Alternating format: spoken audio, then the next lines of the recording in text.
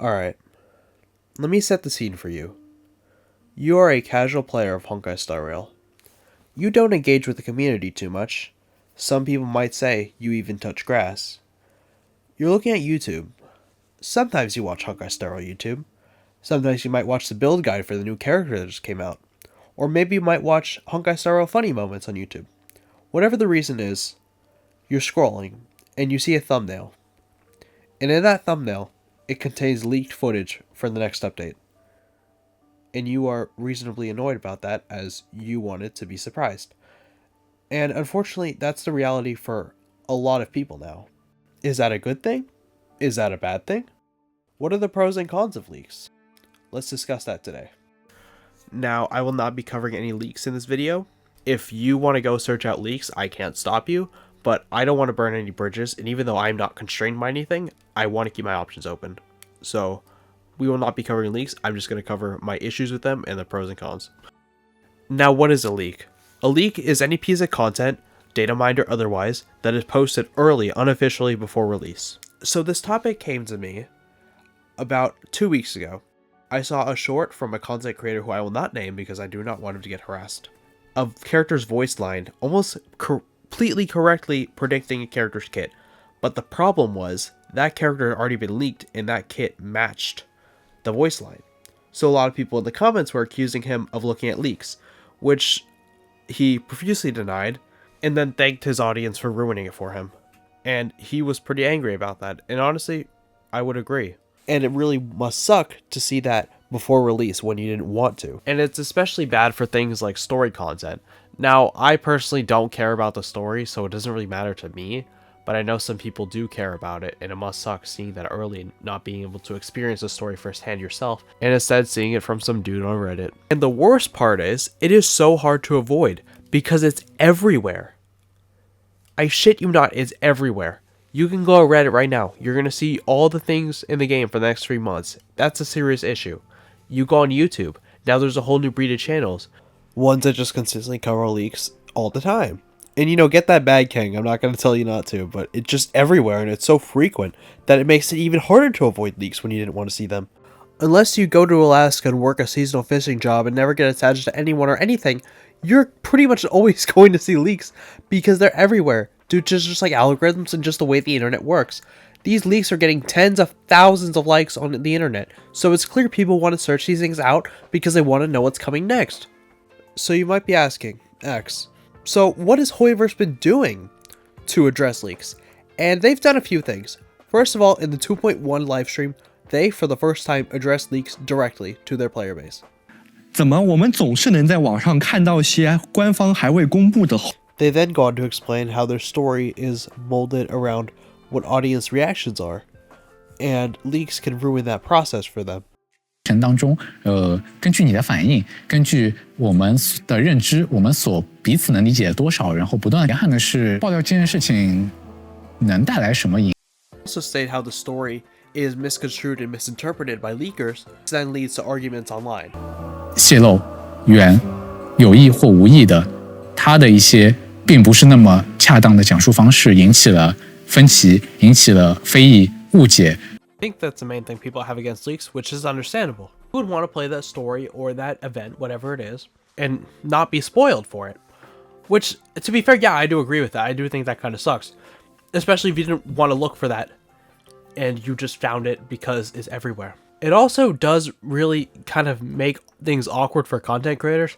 This doesn't affect me, but I know there are people who are sponsored by MiHoYo that if they get asked a question with leaks, they'll just kind of like freeze up and like it'll just be really awkward because they can't really say anything about that because they know if they say anything, they're going to lose their contract.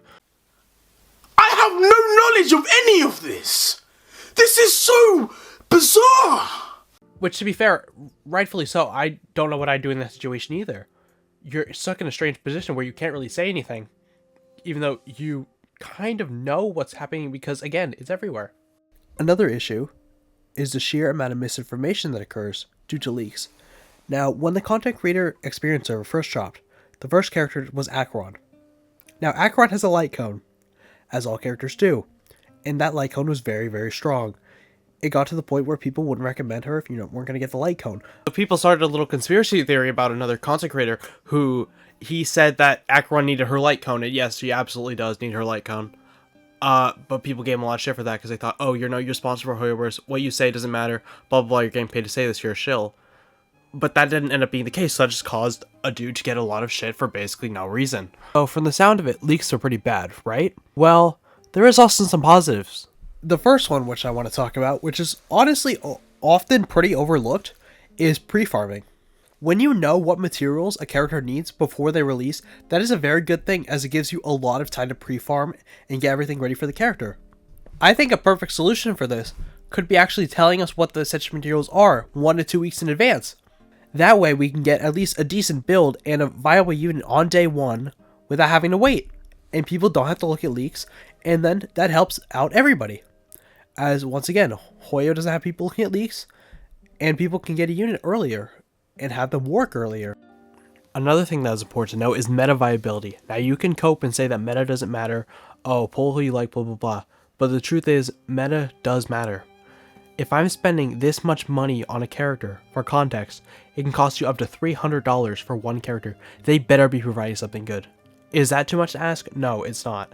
This is essentially a product. I need to know how good it is. With leaks, you tend to get a pretty good idea of how good a character is going to be before the release, instead of having to wait and see how good they are, and you might have just spent money on a character that was actually really bad. Now, there's been characters that I have skipped because I don't need them at all, and they're not worth pulling.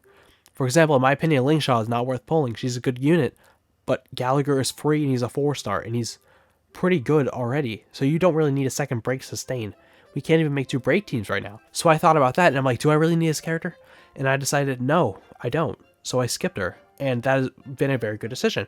So having leaks can help you determine things like that much earlier, so you can better plan out your pulls. This game is generous, but it's not 2 5-stars a patch generous, so it's very important for people, especially low spenders, who need to plan out their pulls and need to know how good these characters are so they're making the most out of the seller jades they get. Another thing is it just gets people excited. People do like seeing these things. It's really cool to see new animations, new kits you haven't seen before. It's a very good feeling. Does it suck that it's early? Kind of.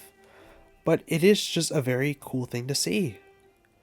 And you can clearly tell people like it, considering it gets tens of thousands of likes on the internet. So it's also a very good hype generator.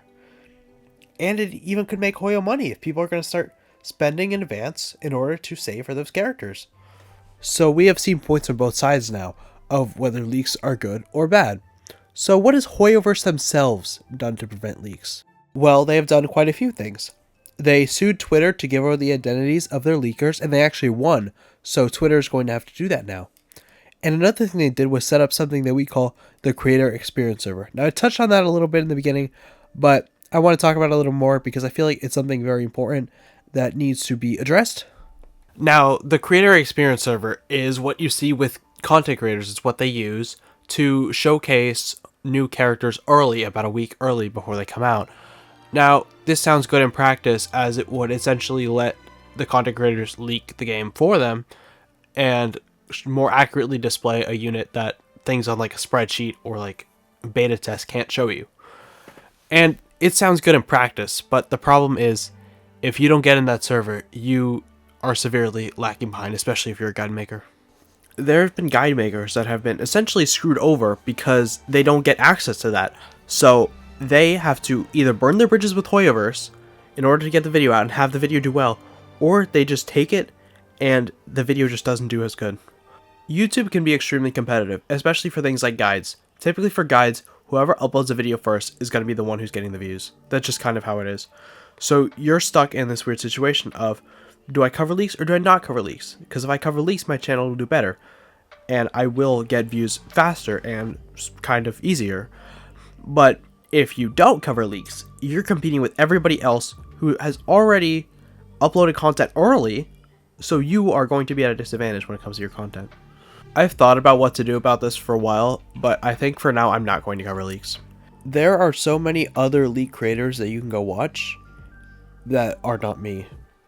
And you can go watch them, nobody can stop you.